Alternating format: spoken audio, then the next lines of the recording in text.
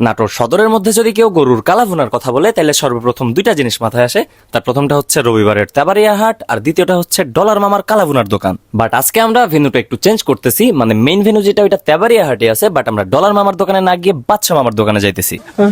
তো বাদশা মামার দোকানের লোকেশনটা অনেক বেশি ইজি। মেন রোড পার হয়ে হাতের ডান সাইডের দোকানগুলো ফলো করতে করতে একটু সামনের দিকে আগাইলেই আপনি দোকানটি দেখতে পেয়ে যাবেন। তো আবারও মেন টপিকে ফেরা যাক। প্রতি প্লেট কালাভুনার দামের কোনো চেঞ্জেস আসে নাই, দাম সেম, মানে 120 টাকা পার প্লেট।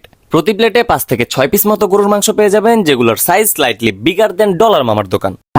সেম দামে একটু বড় সাইজের মাংস পাইলাম, এটা খুবই ভালো একটা ব্যাপার। বাট দেখার বিষয় হচ্ছে যে এটার কোয়ালিটি এন্ড টেস্ট কেমন। খুবই কাছে থেকে দেখাইতেছি যেন একটু ভালো মতন বুঝতে পারেন। যদি ভালো মতন খেয়াল করে থাকেন তাহলে দেখতে পারছেন অলরেডি যে আমার মাংসের টুকরাটা ছিঁড়তে কোনো রকম প্রেসারে দিতে হয় নাই। যদিও এটা কোনো কম্পারিজন ভিডিও না, বাট তারপরেও আপনাদেরকে এটার কোয়ালিটি বোঝানোর স্বার্থে বলতেছি। লাস্ট উইক আমি ডলার মামার দোকানে গেছিলাম, বাট আমি আগের মতন পাই নাই।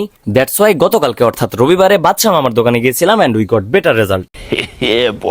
যদিও বাদশা মামার কাছে আমার গতকালকেই প্রথম খাওয়া, বাট তারপরেও সব দিক থেকে বাদশা মামারটাই আমার কাছে বেটার মনে হয়েছে। কারণ সাইজে বড় ছিল, খাইতে বেশি মজা ছিল, ছিঁড়তে কষ্ট হয় নাই, তারপরেও হাড্ডি তেল চর্বি বলা পিস একদম নাই বললেই চলে। বাট আপনাদের মধ্যে যদি এমন কেউ থেকে থাকে যারা কম বেশি দুই জায়গা থেকেই প্রায় সময় খাওয়া হয়, তাইলে আপনাদের অপিনিয়ন কমেন্ট বক্সে জানাইতে পারেন, তাইলে আমি বুঝতে পারবো যে অ্যাকচুয়ালি কোনটা বেটার। তো আজকের মতো এই পর্যন্তই, দেখা হচ্ছে নতুন কোনো ভিডিওতে। ততক্ষণ পর্যন্ত স্টে টিউন, স্টে সেফ, আল্লাহ হাফেজ।